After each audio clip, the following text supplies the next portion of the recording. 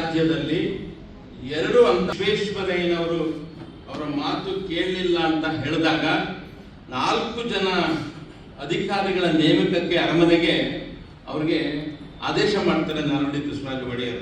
ವಿಶ್ವೇಶ್ವರಯ್ಯನವರು ಹುಡುಕಿ ಒಂದೇ ಜಾತಿಯ 4 ಹೆಸರುಗಳನ್ನು ಈ ದಿನ ನಮ್ಮ ನಾಡಿನ ಮಾಜಿ ಮುಖ್ಯಮಂತ್ರಿಗಳು, ನಮ್ಮ ಭಾರತದ ಮಾಜಿ ಪ್ರಧಾನಮಂತ್ರಿಗಳು ದೇವರಾಜ ಅರಸು ಅವರು ಮತ್ತು ರಾಜೀವ್ ಗಾಂಧಿ ಅವರ ಜನ್ಮ ದಿನೋತ್ಸವವನ್ನು ನಾವು ನಮ್ಮ ಮೈಸೂರು ನಗರ ಕಾಂಗ್ರೆಸ್ ಕಚೇರಿಯಲ್ಲಿ ಈ ದಿನ ಆಚರಣೆಯನ್ನ ಮಾಡಿದ್ವು.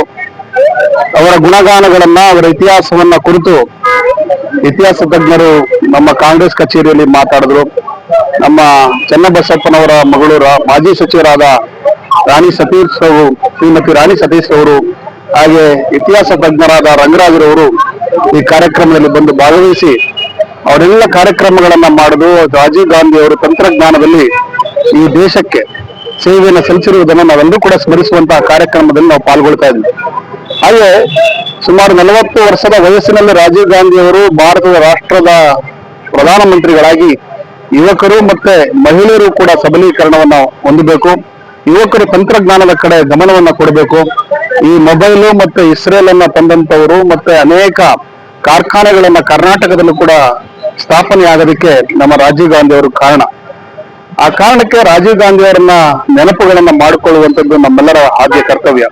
ಹಾಗೆ ನಮ್ಮ ದೇವರಾಜ ಅರಸು ಅವರು ಇಂದಿರಾ ಗಾಂಧಿ ಅವರ ಕಾಲದಲ್ಲಿ ಅವತ್ತಿನ ಕಾಲಘಟ್ಟದಲ್ಲಿ ಬಹಳ ಕಠಿಣವಾದಂತಹ ಕಾಲಘಟ್ಟ ಅದು.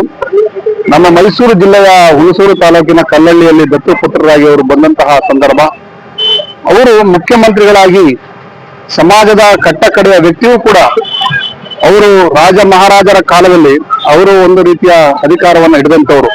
ಆದ್ರೂ ಕೂಡ ಅವತ್ತಿನ ಕಠಿಣವಾದಂತಹ ಸಂದರ್ಭದಲ್ಲಿ ಸಮಾಜದ ಬಡವನು ಕೂಡ ಖುಷಿಯಿಂದ ಇರಬೇಕು ಅಂತ ಹೇಳಿ ಗೇಣಿ ಪದ್ಧತಿಯನ್ನು ತಂದಂತವರು, ಜೀತ ಉನ್ಮಕ್ತಿಯನ್ನ ಮಾಡಿದಂತವರು.